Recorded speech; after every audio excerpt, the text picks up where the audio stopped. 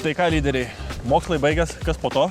Tai reikia galvoti, bent jau praktiką susirasti, ką? Kažin kas galėtų mums patarti šituo klausimu. Tai gal nueikim pas studijų prorektorių Praną Žiliuką ir jis mums patars?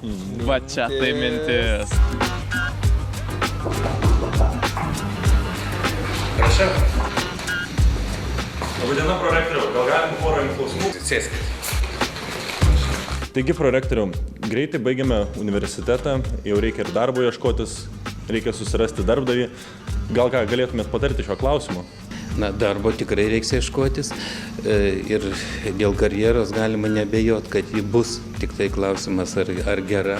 Na, ko gera, reikėtų ir jūs paklausti, ar kokiu nors žygių jau darėt, juk antram, trečiam kurse galėjot bendrauti su darbdaviais, jie dažnai universitete pasirodo, dėstytojai vykdo nemažai įvairių darbdavių užsakymų ir jūs galite su jais pabendravę prisidėti prie tų darbų ir gal darbdaviai jūs įsižiūrės, gal ir stipendija jau bus paskyrę. Pas mus vienas iš geriausių šansų tai padalyvauti kovo mėnesį vyksiančiose karjeros dienos. Dėkui labai, prorektoriau. Šią nuostabią pavasario dieną mes esame didžiausiame Baltijos šalyse renginyje KTU karjeros dienos 2011, kur studentai gali surasti praktikos vietą ar netgi darbą. Aš pavyzdžiui studijuoju chemiją, ar būtų vietos man jūsų įmonėje? Kad ir rytoj.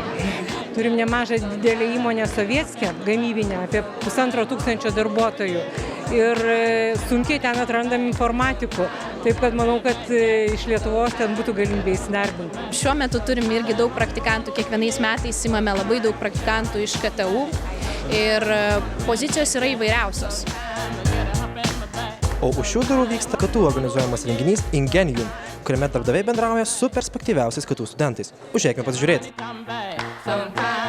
Taigi sėdžiu šalia KTU karjeros centro vadovės Kristinos Bakšaitės. Kaip kilo idėja suorganizuoti tokį renginį? Porą metų žiūrėjom, gvildenom, galvojom, susėdom ir iš tikrųjų sukūrėm šį renginuką, šią struktūrą, nes norėjom, kad darbdaviai ir studentai kuo artimiau pabendrautų.